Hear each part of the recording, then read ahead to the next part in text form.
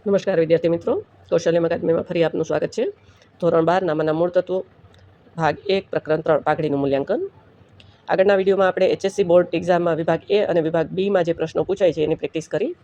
આ વિડીયોમાં આપણે વિભાગ Dમાં જે પ્રશ્નો પૂછાય છે એની પ્રેક્ટિસ કરીશું. આ વિડીયોમાં આપણે સાદી સરેરાશ દ્વારા પાઘડીનું મૂલ્યાંકન કઈ રીતે થાય એની પ્રેક્ટિસ કરીશું. તો અહીંયા આપણને એક દાખલાની રકમ આપેલી છે. નીચેની માહિતી પરથી ભાવેશ અને વિપુલની ભાગીદારી પેઢીની પાઘડીની કિંમત છેલ્લા 5 વર્ષના સરેરાશ નફાની 4 વર્ષની ખરીદીના આધારે ગણવાની છે. છેલ્લા 5 વર્ષનો નફો આપણને આપેલો છે. 2011-12માં 1 લાખ, 2012-13માં 1,10,000, 2013-14માં 1,80,000, 2014-15માં 2 લાખ અને 2015-16માં 1,50,000.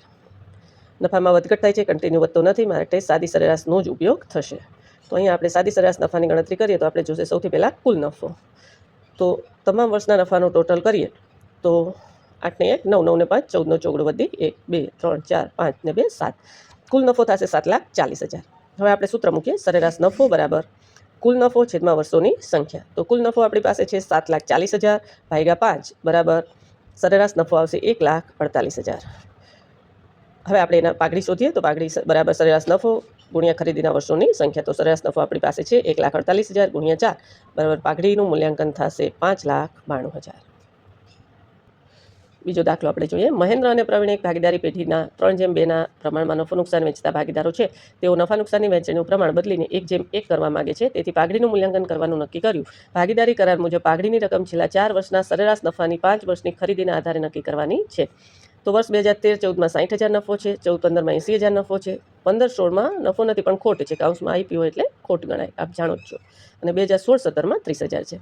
હવે આપણે સરેરાશ નફાની ગણતરી કરીએ તો નફાનો ટોટલ કરશું, એમાંથી ખોટ બાદ કરશું. તો 60,000 + 80,000 + 30,000 બરાબર 1,70,000 - 20,000 એટલે કુલ નફો આવશે 1,50,000.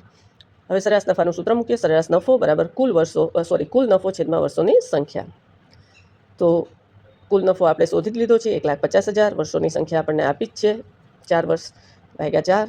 તો 1,50,000 ભાગ્યા 4 બરાબર સરેરાશ નફો આવશે 37,500. હવે આપણે પાઘડીનું સૂત્ર મૂકીએ તો પાઘડી બરાબર સરેરાશ નફો ગુણ્યા ખરીદીના વર્ષોની સંખ્યા. તો સરેરાશ નફો છે 37,500 ગુણ્યા ખરીદીના વર્ષો છે 5. તો પાઘડી આવશે 1,87,500. તો પાઘડીનું મૂલ્યાંકન થયું 1,87,500. ત્રીજા દાખલાની પ્રેક્ટિસ કરીએ. અહીંયા આપણને કીધું છે નીચેની માહિતી પરથી યોગ્ય સરેરાશનો ઉપયોગ કરીને પાઘડીની કિંમત 6 વર્ષની ખરીદીના આધારે નક્કી કરો. તો અહીંયા આપણને આપ્યું છે 2013નો નફો 20,000, 14નો 15,000, 15નો 20,000 અને 2016નો 17,000. અહીંયા યોગ્ય સરેરાશ શબ્દ વાપર્યો છે વિદ્યાર્થી મિત્રો. આપણને ખ્યાલ જ છે જ્યારે નફામાં વધઘટ થતી હોય ત્યારે સાદી સરેરાશનો ઉપયોગ કરવામાં આવે છે. તો આપણે સાદી સરેરાશની રીતે આ દાખલો ગણીશું. તો કુલ નફાનો ટોટલ 20,000 + 15,000 + 20,000 + 17,000 બરાબર 72,000. કુલ નફો થશે 72,000. તો સરેરાશ નફો બરાબર કુલ નફો છેદમાં વર્ષોની સંખ્યા. કુલ નફો 72,000 ભાગ્યા 4 18 ચોકું 72. સરેરાશ નફો આવશે 18,000. હવે આપણે પાઘડીનું સૂત્ર મૂકીએ. પાઘડી બરાબર સરેરાશ નફો ગુણ્યા ખરીદીના વર્ષોની સંખ્યા. તો સરેરાશ નફો 18,000 ગુણ્યા 6. તો પાઘડી આવશે 1,08,000. આ વિડીયોમાં અહીં સુધી રાખીએ વિદ્યાર્થી મિત્રો. આગળના વિડીયોમાં ફરી પાછા મળીએ છીએ.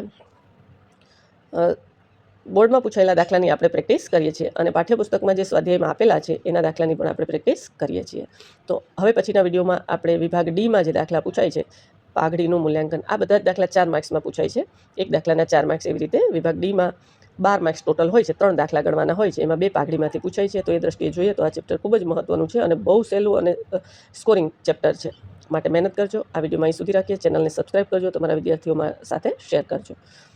આજે અહીં સુધી રાખીએ. અસ્તુ.